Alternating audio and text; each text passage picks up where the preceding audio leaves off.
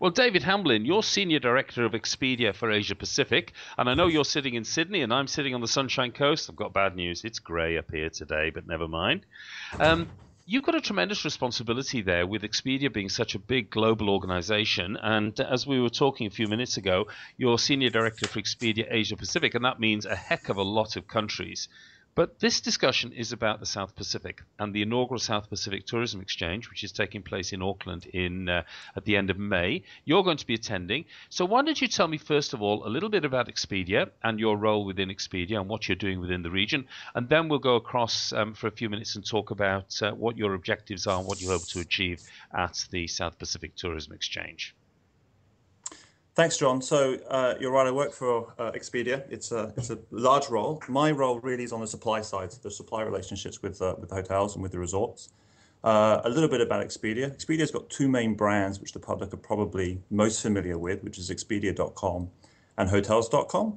We've got a few other brands out there, and notably, we also have AirAsiaGo.com as well, which is part of our a joint venture that we have in Asia Pacific. Okay. So you look at kind of talk about Expedia. We're the world's largest online travel marketplace. We have points of sale in 70 countries, 150 booking sites in total, 38 languages. We've been around now for 18 years, so one of the old guys from the online OTA side. Isn't it amazing that we talk about OTAs and online as 18 years, we're the old guys, you know? Yeah, absolutely. And we initially came out of Microsoft, so Wow. we've got kind of technology in our backbone as well, and that's a key differentiator for us is how much we invest in our technology. Cool. Good. Yeah, so go on, tell me more about Expedia then. So Expedia, we're a huge company, huge footprint. I mean, we're very excited to be going to the inaugural South Pacific Tourism Exchange. We have great relationships with the properties and the resorts there already. And for us, it's a couple of things. We want to be able to reach out to existing partners Mm, and talk to them about how we can continue to grow their business, look at new partners, and also talk to the tourism bodies there as well, and understand how we can continue to mm, really leverage our media solutions team yeah. and do joint collaborations and joint exposure for the destinations on our points of sale. So it's I quite think interesting, isn't it? Because whilst you're marketing sort of ostensibly through online specific properties, the first way that people get to you, I suppose, is when they do a search on, say, holiday in Fiji or holiday in Tahiti or holiday in wherever, and then you would come up quite high up the search rankings, wouldn't you? that's one way that we drive business. I think that's something which, and we do that globally, and that's something which is very hard for independent or even chain properties to do efficiently and do well. Mm, But Expedia is also unique in that we spend a lot of money offline as well, driving brand as well. So people will come to our brand just because they know of the coverage that we have. And that's not just in Australia, that's globally as well, given Expedia's footprint and size.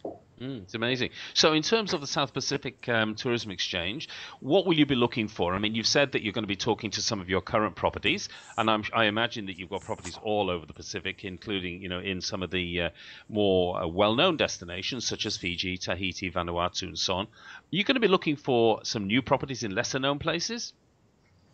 We'll be looking to maintain and grow our relationships with existing properties. And I think what's great about Expedia is, and Hotels.com, so when we're as a supply team, we're representing all the brands, is that we have these opportunities. Expedia's really unique value proposition is our ability to put air and hotel together as a package and let consumers bundle that together. Mm, You could couple that with our footprint, the fact that we've come out of the US, the size of our business in the US and across Europe and into APAC as well, particularly when we leverage the AirAsia relationship that we have as well. mm, I think we end up with a really strong value proposition. So it's talking to properties about how they leverage that, how they look at leveraging our package component, our standalone component, working with the properties to understand which points of sale and which countries they really want to grow as well, hmm especially with Asia growing and our footprint there. And Then do you secondly, it's And do you, sorry, kind of crossing there, and do you vary the packages? For example, I was talking to an operator in the Cook Islands yesterday, a tour operation. He was saying how they vary their packages to suit, say, the German market or the US market or the Australian market, because we're much closer, obviously, and there's a higher level of awareness of some of the destinations you're promoting than perhaps, say, somebody from Germany or England might have. Well, I think one of the great things about Expedia is we have a lot of this data to our fingertips. So we're able to come to properties and tell them sort of when people are looking at staying, what length of stay, how far out they book, and what sort of properties they seem to be booking from different countries. So we're able to work with the properties to really tailor the promotions for different points of sale and for different regions. So yes, we do that, and we make sure we do an individual plan with each property. Okay, excellent. So it's not just a case of getting the property online, yeah, off you go, here's your product and so on. You actually work with them to strategically target how they're going to successfully drive the business through that. Absolutely, and content's key there. I think getting the property online is the first step.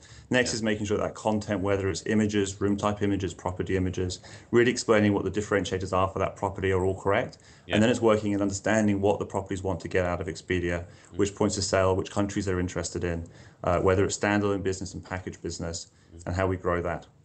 Tell me something.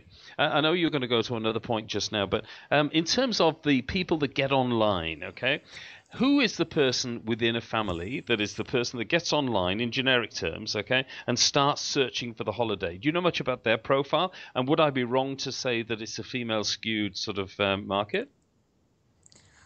You know what? I actually don't have that information to hand. It'd be something which would probably go to our marketing team. But it's an interesting question, and I think it depends on who's using our sites, whether it's leisure, whether it's business, whether it's a family holiday or a couple holiday. Hopefully, there's some men out there doing surprise holidays and looking for the family as well. Yeah, right. Dream on. It is Mother's Day on Sunday, after all. Okay, so we're all going to be at South Pacific Tourism Exchange. You're going to be meeting some exciting products and so on. Is there anything you've got in mind currently that you're looking for? I mean, we talked about that a little bit, but something that you think that your clients in one part of the world might be interested in? I think that's the beauty of online and the beauty of Expedia is that our footprint is global. So we're able to really look at this as an opportunity to work with all partners and give them exposure online. So there isn't a definite type of property that we want. We really want to make sure that we've got the coverage for our consumers to have choice. I think the other thing for us is we've had great relationships with Vanuatu Tourism, Cook Island Tourism, Tahiti Tourism, just to name a few in the past. So it's also an opportunity for us to touch base with them as well and look at future campaigns and discuss how we can continue to work together at that level, not just the property level. Yeah, and I think also as we've sort of discussed slightly before, in terms of Niue, Tonga, Kiribati, Tuvalu, these are all places where I know that particularly experientially orientated travelers from Europe, particularly Germany, for example, and a lot of Americans, who are looking for new experiences, are looking for those places where people have never been.